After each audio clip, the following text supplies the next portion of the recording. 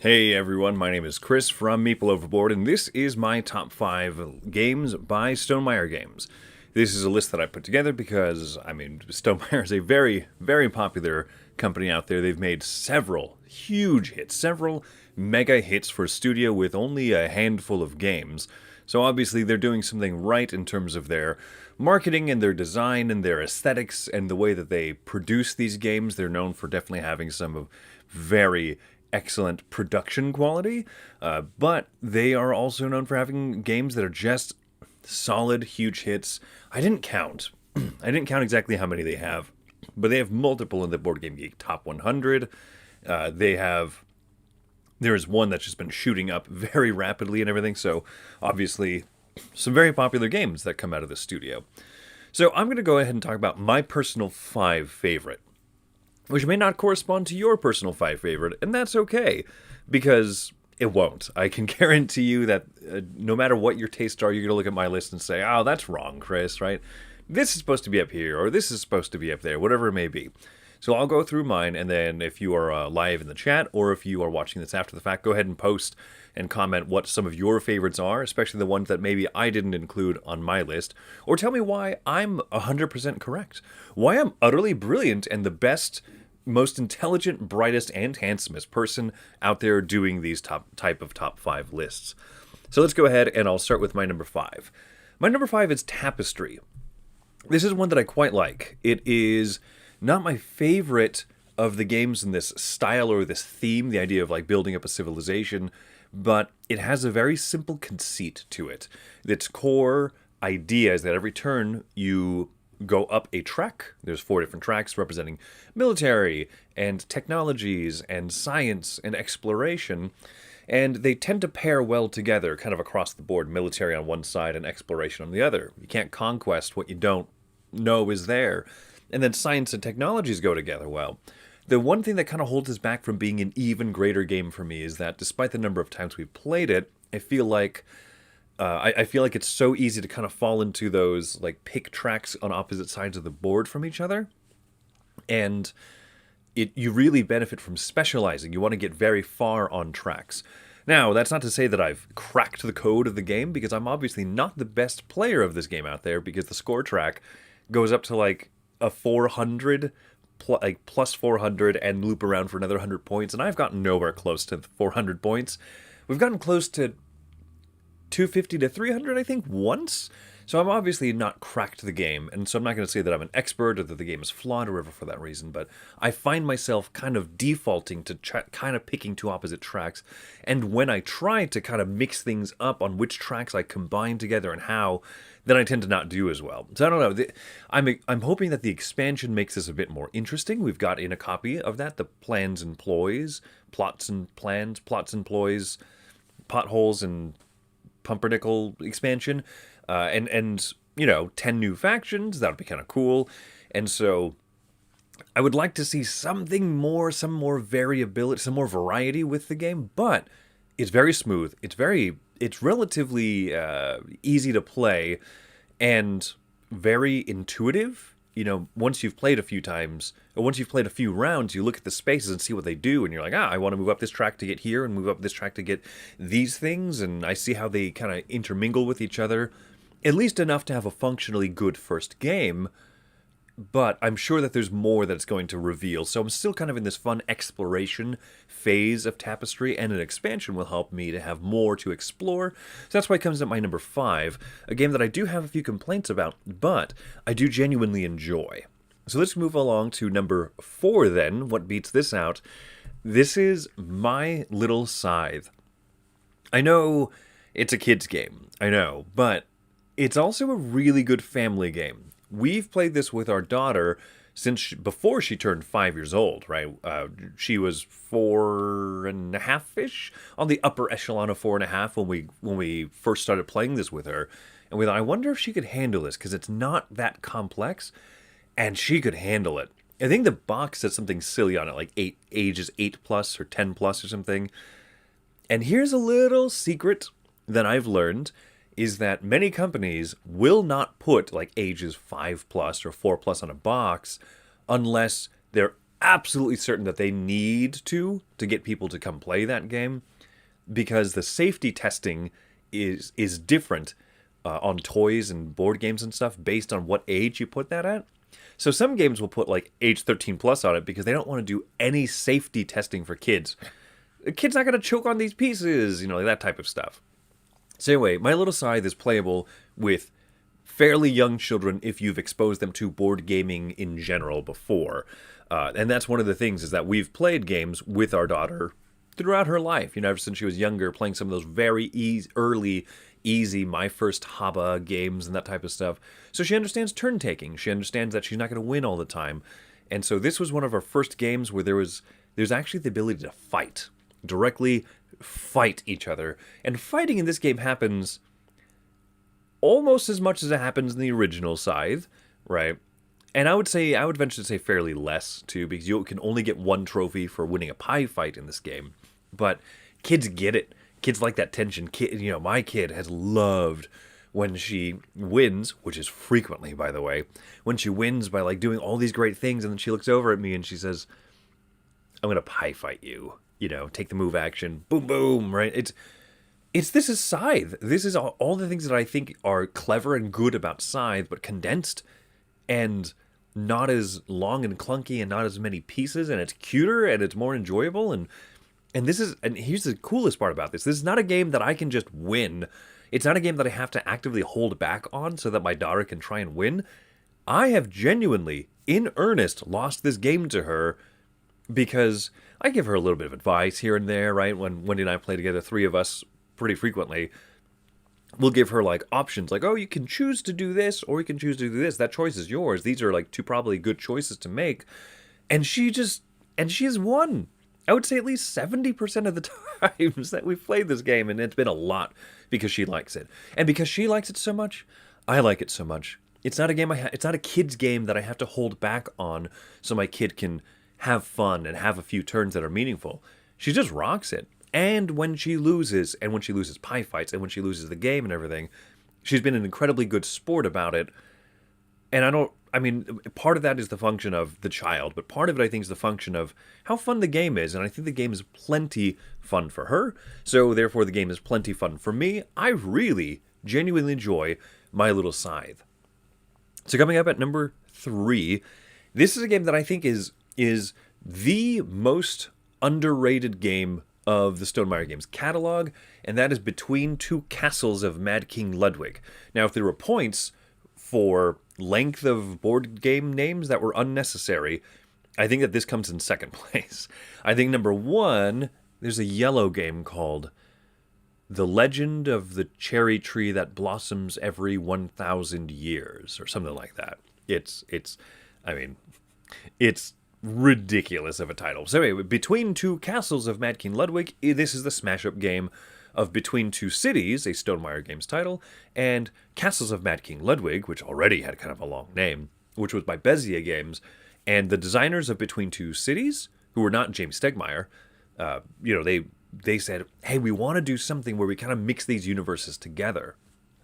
The great central unique identifying factor of a Between Two XYZ game, Between Two Cities or Between Two Castles, is you, as the player, are situated. You are sitting between two cities or castles that you're building, and you in a sort of cooperative way, build with the players adjacent to you. And so I'm sitting between Wendy and Susan, right? And on my left, I'm building a castle with Wendy, and on my right, I'm building a castle with Susan. And so each of us draft from a hand of tiles. We draft 2, and of those 2 tiles that I draft, that I pick from this hand of tiles, I flip them over, and I talk with Wendy, and I talk with Susan. Hey, I'm thinking about adding this room over to this castle, and Susan maybe convinces me, oh, I want to build this one over here. And you figured out, hey, Wendy, with your 2 that you picked, these 2 could pair together really well, then Susan and I could do that. It's brilliant. It is so smart. Unlike any other game, besides Between Two Cities, that just unlike any other game that I've had that I need to work with the people next to me in a very functional, good way, but also I need to play the smartest, because at the end of the game, your winning score is the lower score of the two castles that you have helped build. So if I have a castle that's worth 78 points and another one that's worth 61, that's a big gap, and that's not good, because someone who had a castles worth 66 and 66, their lowest score is 66, which beats my lowest score of 61. So I needed to have put more balance and attention into balancing what approximately my two castles would be worth, so that I have the highest of the low scores. Highest lowest, or something like that, whatever the mechanism is called, is really, really fun to me. And the way that this executes it is so good. Between Two Castles of Mad King Ludwig particularly has more intricate and interesting scoring than the original Between Two Cities. Between Two Cities is a really, really quick little game. Between Two Castles also very quick. Not long at all. But it's just a bit more meat on the bones. And we did one time play this with a group of 6 people, where 2 of the people were not exactly gamers. They kind of liked some games, but, they're not really into the hobby. And we played with 2 other people who are, into board games, but were brand new to this. And so 6 people at the table, only 2 of us knew what was going on, and the game played really smooth.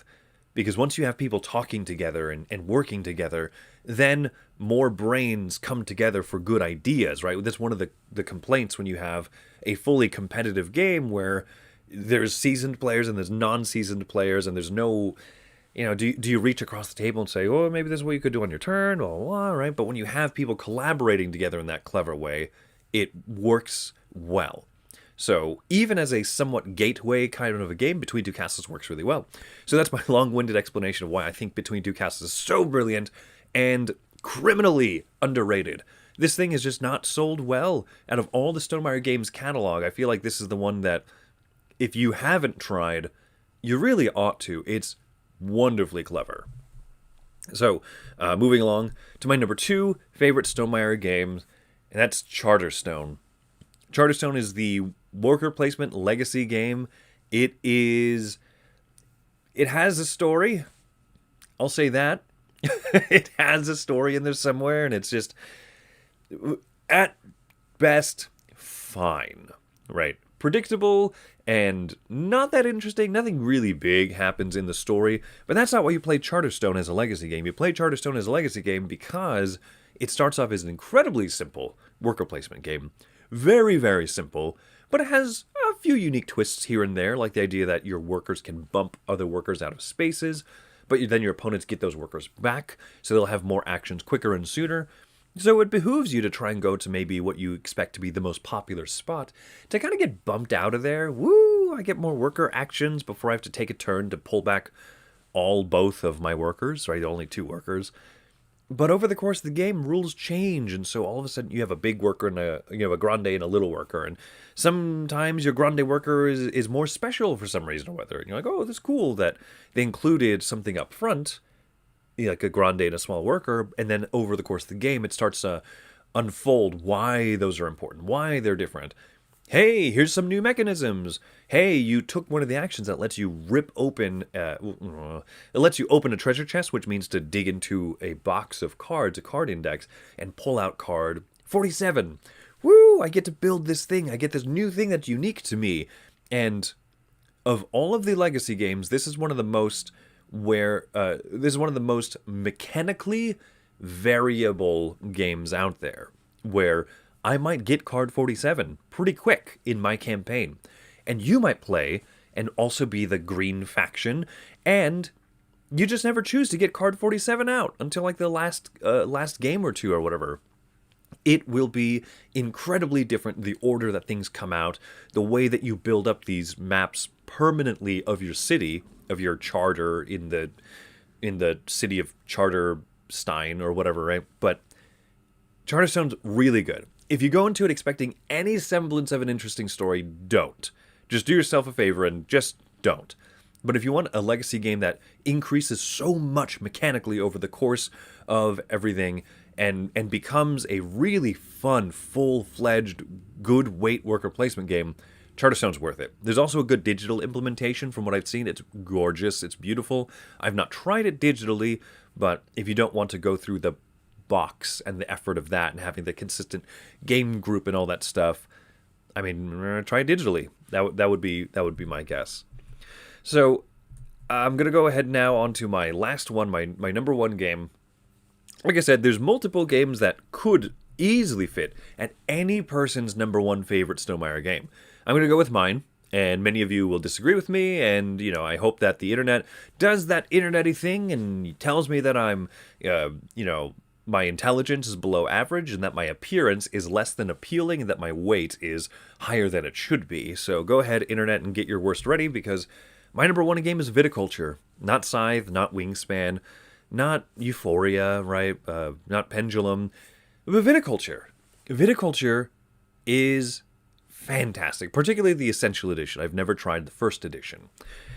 Some people have criticisms of Stonemaier Games for, kind of taking a few editions to kind of get a game where it should be, so to speak, or whatever. And yeah, that's true. I didn't spend money and back the original Viticulture. I happened to buy Viticulture Essential Edition once certain things have been worked out, and once like Grande workers were included in the box, and some of the little expansion modules that really help round out the basic game. I don't care about all of that. I don't care that in Tapestry they rebalance some of the factions or whatever. If that's important, it's important. If not, you still play the game and have fun. But Viticulture Essential Edition is what you will find if you go look for the game Viticulture in a store or on an online retailer or at a probably at most like yard sale or game exchange sale type things, right? Viticulture Essential Edition is fantastic. It's a wonderful worker placement game. I enjoy the luck of it, where you have to draw cards that represent the types of vines that you can plant in your fields and the type of contracts that you're trying to fulfill, build up stronger, higher level wines and all that jazz. It's a fantastic game. Beth Sobel's art is one of the best. It's one of her best pieces of work ever. It's just delightful. And some people refer to Viticulture as a very smooth, easygoing game, but I'm constantly stressed when I'm playing it. I don't know what it is. This is such a tight, stressful game when I play it, but it's the tight, stressful that I enjoy, where I think every move I make matters, right? Every move between the workers that I put out, every move with the you get to choose your wake-up order. Do I want to go first and get no bonus? Do I want to go last and get an extra worker this round? Do I want to go third and draw a few extra cards this round or whatever, right? I love it. The Tuscany expansion also just augments how great this game is. And so, Viticulture, best Stonemaier game, in my opinion. I understand that other people really love Scythe. I don't. I obviously like my little Scythe more than I like the original Scythe. Wingspan is a really great game. I've enjoyed it playing it digitally against an AI computer that takes its turn super quick and just one other opponent. I don't need to play at 5-player. I've played plenty of 5-player Wingspan, and I get tired of the waiting and everything, right? But Viticulture, I think I've played 6-player games of this where I'm still having fun as I'm biting my nails, chewing, waiting. Don't take that spot. Don't take this spot with this bonus. I want to be the first person to go there, this, that, and the other. I'm fine with this game at even the higher player counts. It's not my favorite, but I think this one holds up better across the player counts, personally, than some of the other games in Stonemeier's catalog. And so I really love Viticulture. One little, word of the wise, whatever. Matthew Jude of This Game is Broken and of Death by Monsters podcasts Hall of Fame. Matthew Jude has recommended a house rule that he always plays with that we've since adopted. I call it the Matthew Jude house rule.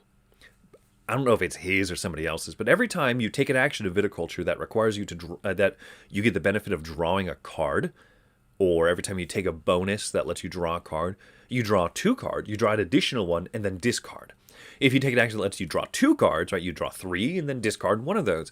And it just helps mitigate the luck, so that there's almost never at that point that feeling of, if I just drew better cards, then I would have won, right? That's a complaint, sure, I get it, right? But I like the game as is. And I think that this little house rule elevates it just a teensy bit more, so that there's less of that feeling of it's the luck that did me in, rather than my my playing that was in response to the little bit of luck that there was in the game. So, Viticulture, beautiful, fun, pleasant, fantastic game. So, yeah, like I said, go ahead and if you want to comment and tell me why you think maybe some of the other games should be on here, or if you totally agree with my picks, either way, these are my 5 favorite games by Stonemaier Games. They're a company that I keep looking out to see what they're going to put out with because they make consistently good quality stuff. So my name is Chris from Meeple Overboard. If you're watching this live, I'll be back in about 10 minutes at 3 o'clock Pacific time with my top 5 games by Stronghold Games. And if you are watching this after the fact, go ahead and look at my other top 5 games list that I've been doing. Thank you so much for watching. Have a great one.